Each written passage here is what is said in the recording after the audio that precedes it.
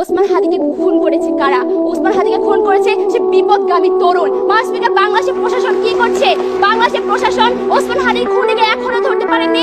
24 ঘন্টার মধ্যে সেই ওসমান হাদির খুনি প্রশাসনকে মিথ্যা আঙ্গুল দেখিয়ে দেশ থেকে পালিয়ে গেছে। মাউসপিকার, এই প্রশাসন এখনো বসে আছে। মাউসপিকার, ওসমান হাদি একজন প্রার্থী।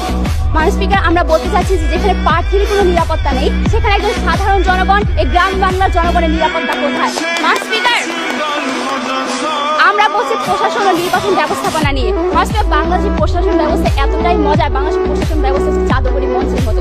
এখানে ভোটাররা না গেলেও ভোট আগে একলাই চলে যায়। মাসপিকার, বাংলাদেশের নির্বাচনের ব্যবস্থা নাই, কবর থেকে উঠে মানুষ এসে ভোট দিয়ে যায়। এই নির্বাচনের ব্যবস্থা নাই, এখানে কোনো নির্বাচন হয় না। মাসপিকার, গত 15 বছর ধরে আমরা প্রহসনমূলক নির্বাচন দেখেছি, আমরা রসিকতা নির্বাচন দেখেছি। তারা বলে গেলেন 14 সালে বিনা ভোটে নির্বাচনের কথা, 18 সালে রাতে নির্বাচনের কথা, 24 দামি নির্বাচনের কথা। মাসপিকার, এর দায়ভার কার? এই দায়ভার হচ্ছে প্রশাসন ও নির্বাচন ব্যবস্থাপনা।